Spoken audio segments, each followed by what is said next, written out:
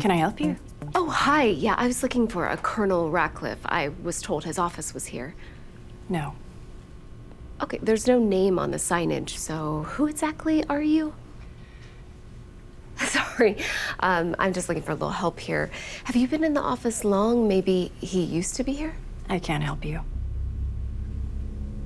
Okay, no problem.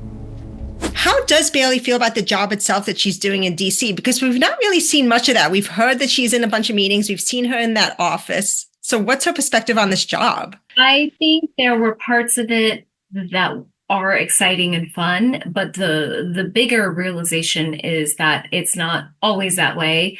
And the majority of the job is quite boring for her. And I think so it was a little bit of a letdown in the sense of not what she thought, not what she wanted, and in a lot of ways put everything on the line for to, leave John and to go to DC and to really, rock the boat enough to go leave and do a new job. And I think that's part of the reality that crashes down is like, oh, this isn't what I wanted, and this isn't maybe where I want to be. And I learned a lot about myself. Bailey's like, I learned, okay, this is what is important and what's not. And I think that's been a fun arc for her. And it kind of feels like she leaps at the chance then to do this favor for Gray. Like, yes, I will go check out this office. Here's something I can do, right? Yeah, that's fun and exciting. But Bailey is an adrenaline junkie who loves to be involved in all things and can do all things. So I think the second she gets that call, it's like, okay, let's see where this leads, And we see where that leads because like she meets this, as she puts it, unfriendly woman. When she's walking away from that conversation, what is her impression of like what's going on there? Something was up. You have these moments in life where you run into someone, you meet them, and there's an energy and an exchange that just makes you kind of your head tilt and go, something's off here. And I think she really felt that way. It felt like there's something not right here. I don't know what it is yet, but I'm going to find out. And then that sparks something in her like, oh, here's something I can do now, right? I think there's a little bit of that. Here's a mission for me. This is interesting. And because it felt off, I think Bailey feels that it's necessary to get to the bottom of it. But now we know she's on this woman's radar because we see the woman go and check out her office, take a photo of her name and the door and everything. So what can you preview about what that means for Bailey going forward and how much danger is she in? I think she's in a considerable amount of danger. And I think it is like a lot of things in life, not what you expected. Bailey thought she was going to DC for one thing, a job that one didn't turn out the way she wanted it to be, and also turned into a whole different mission while she was there. But the thing is also like, how does she handle that? Because we know Bailey can take care of herself, but also this is a special ops team we're talking about, and she's also in DC by herself. I do think Bailey does always end up handling herself well. And part of Bailey's superpower is that there's anything that's thrown at her, she's at least open and game to try and figure it out and to be a part of it, and is the ultimate ride or die person and friend and partner. So it's a challenge. It's intense. It is a scary moment, I think, for Bailey to be alone and also be targeted. But at the same time, she's always down and open for the challenge. And is this kind of telling her maybe LA is where I belong because there's more excitement there? Because I'm getting the excitement here that I was kind of getting in LA.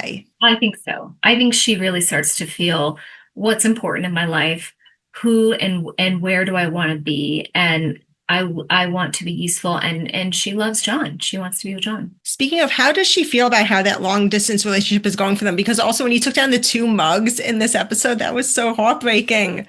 Oh, I know. I think it's like real life. I think long distance relationships are hard. They're not impossible. It's doable. Lots of people do them. John and Bailey are up for the challenge. However, it's difficult. It requires a lot of communication and a lot of work to stay connected. And so I think you get to see the reality of that, and that your life is spent over FaceTime and what that feels like and looks like. but they are really solid and they are up for the challenge. Speaking of, I was saying, Nathan told me that like this season we are seeing them really solid, but then we got this curveball for them. So how has that been like for you to have that thrown their way? It's always interesting for me, Jenna, as an actress, because we are reading the scripts in real time. And so you get excited because you don't know, oh, where are they going to go with this? Or how's this storyline going to be? What's Bailey going to do about this? So I'm genuinely excited to read and see where we're going with it. I think that I liked it because I do think we get thrown curveballs a lot. John and Bailey are constantly, we're good. And then, my crazy husband shows up. We're good. And there's always a curveball that's thrown in there. But this one I liked in particular because it does make you ask the question, as a woman, you want to be, if you're ambitious and you have dreams, but you're also in love. And sometimes those two tracks are not always going in the same direction. And what do you do in that situation? And I think having that conflict, figuring that out together, and then realizing that my husband is somebody who's going to support me ultimately because we love each other and we want the best for each other. And it allows me to have my own journey with figuring out what is most important. With that, does Bailey still feel like this DC job is something she had to do? I think she feels grateful that she went and explored it.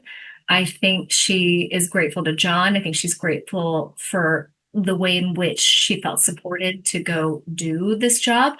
But I think Bailey is not fully fulfilled by the job and is feeling a little disappointment by it. Has any part of her thought that Nolan's right and she's going to get bored, have second thoughts at any point thus far? I think he knows her really well and calls her out.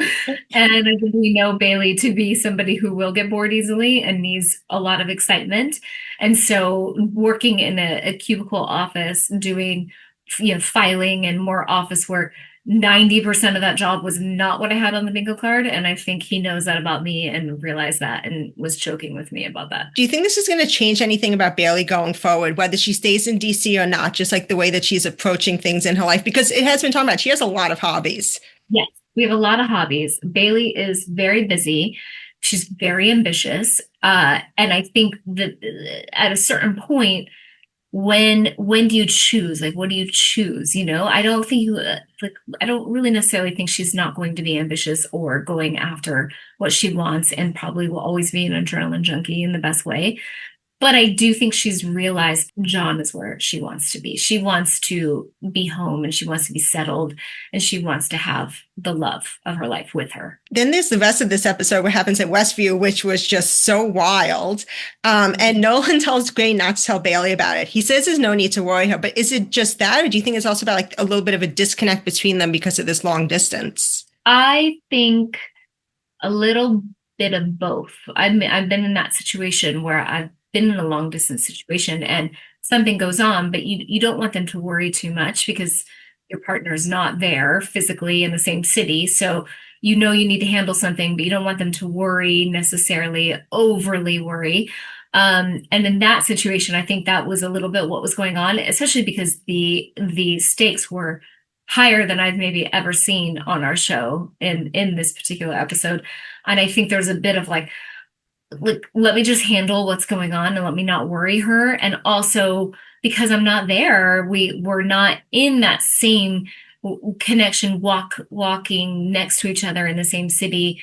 And there wasn't a ton I could do in that moment, which is also a big motivation for me to realize, okay, I need to make different choices. And then what else is coming up for Bailey as well as for Bailey and Nolan? Oh, lots of, it's never just one note. We've got many colors to come. In particular, there's an episode I'm thinking of where I really put it all on the line for him and am really there for him in a moment of complete need. And that's really fun to come.